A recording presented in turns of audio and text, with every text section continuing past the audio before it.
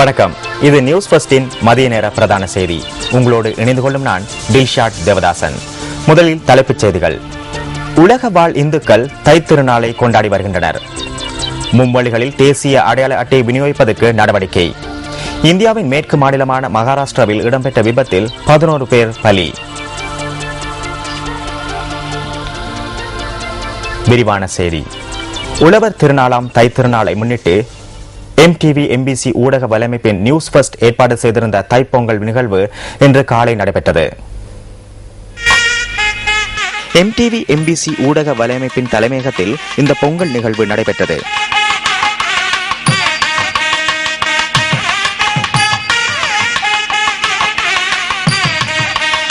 சூரிய பகவானுக்கு நன்றி செலுத்தும் வகையில் பொங்கல் பொங்கப்பட்டு விசேட பூஜைகள் இடம்பெற்றன. உலகளாம் உணர்ந்தோதுதற்கரியவன் நிலவுலாவிய நீர்மலிவணிகள். நியூஸ் ஃபர்ஸ்டின் உயர் அதிகாரிகள் உள்ளிட்ட பலர் இந்த நிகழ்வில் கலந்து கொண்டிருந்தனர்.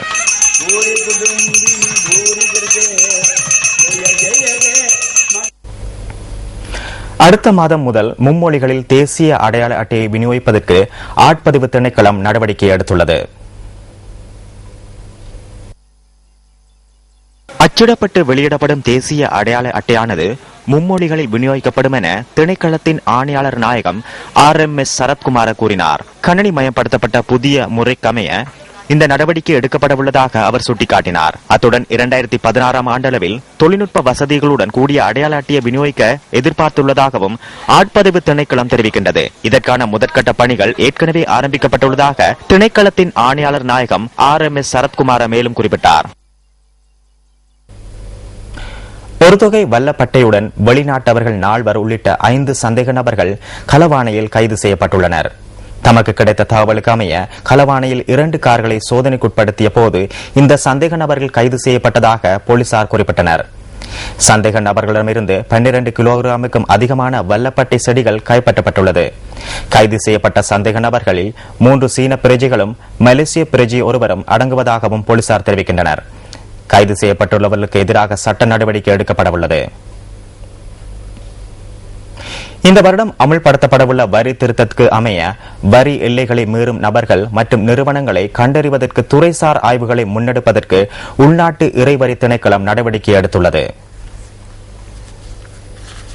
திருத்தங்களுக்கு அமைய வரி செலுத்தப்பட வேண்டியவர்கள் பட்டியலில் மேலும் சிலர் இணைந்து கொள்வார்கள் என திணைக்களத்தின் ஆணையாளர் நாயகம் மல்லிகா சமரசேகர குறிப்பிட்டார். அவ்வாறானவர்களை கண்டறிந்து அவர்களுக்கு புதிய ஆவணங்களை தயார்படுத்தும் நடவடிக்கைகள் முன்னெடுப்பதே இதன் நோக்கம் என அவர் சுட்டிக்காட்டினார். வரி வருமானம் மூலம் 15 மில்லியன் ரூபாவை பெற்றுக்கொள்ள எதிர்பார்த்துள்ளதாகவும் அவர் தெரிவித்தார். சில்லறை வியாபாரிகளை இலக்காக கொண்டு இந்த நடவடிக்கையை முன்னெடுத்துள்ளதாக ஆட்பதிவு திணைக்களத்தின் ஆணையாளர் நாயகம் மேலும் சுட்டிக்காட்டினார். ரத்துபஸ்வல பகுதி மக்களுக்கு 3000 ரூபாய் நிவாரண கட்டணத்தில் நீர் இணைப்பு வழங்குவதற்கு நீர் வழங்கல் மற்றும் வடிகாலமைப்பு அமைச்சு இணக்கம் தெரிவித்துள்ளது. நீர் வழங்கல் மற்றும் வடிகாலமைப்பு அமைச்சர் தினேஷ் குணவர்தனவுடன் நேற்று இடம்பெற்ற கலந்துரையாடலில் இந்த இணக்கப்பாடு எட்டப்பட்டதாக வெளிவேறிய ஸ்ரீ சம்புத்த ஜெயந்தி விகாரையின் விகாராதிபதி குறிப்பிட்டார். இந்த விடயம் தொடர்பில் நீர் வழங்கல் மற்றும் வடிகாலமைப்பு சபையின் தலைவர் கருணாசேன ஹெட்டியாராச்சியிடம் வினவிய போது அவர் இந்த விடயத்தினை உறுதிப்படுத்தினார். இதற்கமைய அந்த பகுதி மக்களுக்கு நிவாரண கட்டணத்திலும் சமுர்த்தி பயனாளிகளுக்கு 2000 ரூபாவிற்கும் நீர் இணைப்பு வழங்கப்படும் என அவர் சுட்டிக்காட்டினார். ரத்துபஸ்வல மக்கள் நீர் பிரச்சினைக்கு ஜனாதிபதியுடன் நேற்று முன்தினம் நடைபெற்ற கலந்துரையாடலின் பின்னர் அந்த பொறுப்பு அமைச்சர் தினேஷ் குணவர்தனவிடம் வழங்கப்பட்டுள்ளது. உலக செழிப்பின் காரணகர்த்தாவான சூரிய பகவானுக்கு நன்றி செலுத்தும் பண்டிகையான தை திருநாளை இந்துக்கள் வெகு விமர்சையாக கொண்டாடி வருகின்றனர். உழவர்களின் தனித்துவத்தை உலகுக்கு உணர்த்துகின்ற உன்னதமான தைப்பொங்கல் திருநாளான இன்று எமது கேமராக்களில் பதிவான காட்சிகள் அடுத்து. கிளிநொச்சியில் இன்று தேசிய பொங்கல் விழா கொண்டாடப்பட்டது. இந்த பொங்கல் நிகழ்வு கிளிநொச்சி மலையாளபுரம் அம்மன் கோயிலில் நடைபெற்றது. இன்று காலை 9 மணிக்கு ஆரம்பமாகிய இந்த பொங்கல் நிகழ்வில் 1008 பானையில் பொங்கல் பொங்கப்பட்டது. யாழ்ப்பாணத்தில் மழையையும் பொருட்படுத்தாது மக்கள் தைப்பொங்கலை கொண்டாடுகின்றனர். இந்து கோயில்களில் வீடுகளில் பொங்கல் பொங்கி சூரியனுக்கு படைத்து பகிர்ந்துண்டு பொங்கலை சிறப்பாக கொண்டாடி வருகின்றனர். முல்லைத்தீவிலும் தைப்பொங்கல் சிறப்பாக கொண்டாடப்பட்டு வருகின்றது. நெற்றி வேர்வை நிலத்தில் சிந்த ஏர் பிடித்து உழும் உழவர்களின் அர்ப்பணிப்பை நினைவு கூறும் பொங்கல் திருநாளான இன்று ஆலயங்களில் பொங்கல் பொங்கி வழிபாடுகள் நடைபெற்றன. ஒட்டு சுட்டான் தான் தோன்றீஸ்வரர் ஆலயத்தில் சிறப்பு பூஜை வழிபாடுகள் நடைபெற்று வருவதுடன் பெருந்திரளானவர்கள் வழிபாடுகளில் ஈடுபட்டு வருகின்றனர். வவுனியாவில் தைப்பொங்கல் கொண்டாட்டங்கள் விமர்சையாக நடைபெற்று வருகின்றது. கோயில்கள் மற்றும் வீடுகளில் பொங்கல் பொங்கி ஆதவனுக்கு படைத்து நன்றியுணர்வை வெளிப்படுத்தினர். வர்த்தக நிலையங்கள், கல்வி நிலையங்கள் ஆகியவற்றிலும் பொங்கல் நிகழ்வு நடைபெற்று வருவதாக எமது பிராந்திய செய்தியாளர் தெரிவித்தார்.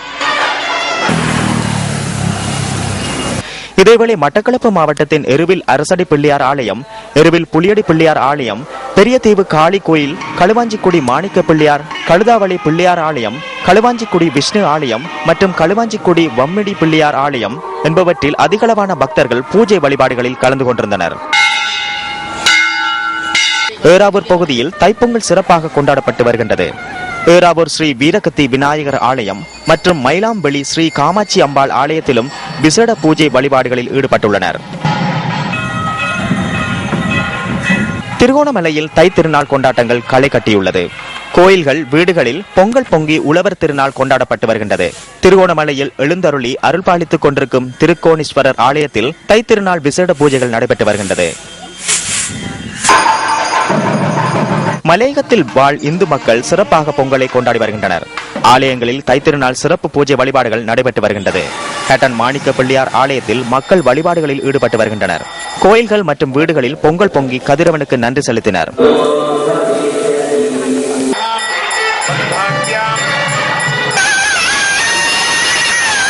புத்தளம் வாழ் இந்துக்கள் தைத்திருநாளை சிறப்பாக கொண்டாடி வருகின்றனர். உடப்பு ஸ்ரீ திரௌபதி அம்மன் ஆலயத்தில் விசேட பூஜைகள் இடம்பெற்றது. பெருந்திரளானவர்கள் வழிபாடுகளில் கலந்து கொண்டிருந்ததாக எமது பிராந்திய செய்தியாளர் தெரிவித்தார். அம்பாறையில் மழையையும் பொருட்படுத்தாது பொங்கல் கொண்டாட்டத்தில் மக்கள் மகிழ்ச்சியுடன் ஈடுபட்டு வருகின்றனர். அக்கரைப்பற்று ஆலியடி வேம்பு ஸ்ரீ வம்மியடி பிள்ளையார் ஆலயத்தில் விசேட பூஜை வழிபாடுகள் நடைபெற்று வருகின்றது. பிபிலே பகுதியில் டிபெண்டர் வாகனம் விபத்துக்குள்ளானதில் ராணுவ வீரர் ஒருவர் உயிரிழந்துள்ளார். இந்த விபத்தில் 34 வயதுடைய டிபெண்டர் வாகனத்தின் சாரதியான ஏடி நந்தலால் என்பவரை உயிரிழந்துள்ளார். இந்த விபத்தில் மேலும் 2 காயமடைந்துள்ளனர். நேற்றிரவு 9 மணி அளவில் இந்த விபத்து இடம்பெற்றுள்ளதாக பிராந்திய செய்தியாளர் தெரிவித்தார். வவுனியாவிலிருந்து தியத்தலாவை நோக்கி பயணித்த டிபெண்டர் வாகனம் வீதியை விட்டு விலகி விபத்துக்குள்ளாகியதுள்ளது. உயிரிழந்தவரின் சடலம் பிரபல வைத்தியசாலையில் வைக்கப்பட்டுள்ளது.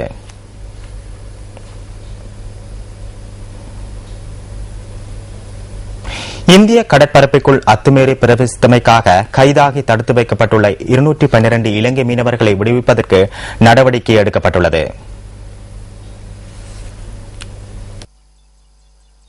மீனவர்களின் விடுதலை தொடர்பில் இந்திய விவசாய அமைச்சருடன் பேச்சுவார்த்தை நடத்த உள்ளதாக கடற்றொழில் மற்றும் நீரியல் வள திணைக்களத்தின் பணிப்பாளர் நாயகம் நிமல் ஹெட்டியாரச்சி தெரிவிக்கின்றார். தற்போது இலங்கை மீனவர்களின் 40 படகுகள் இந்தியாவில் தடுத்து வைக்கப்பட்டுள்ளதாக அவர் சுட்டிக்காட்டினார். இந்திய விவசாய அமைச்சரின் அழைப்புக்கு அமைய கடற்றொழில் அமைச்சர் ராஜித் சேனாரத்ன மற்றும் தாம் உள்ளிட்ட குழுவினர் இன்று இந்தியா செல்ல உள்ளதாக அவர் குறிப்பிட்டார்.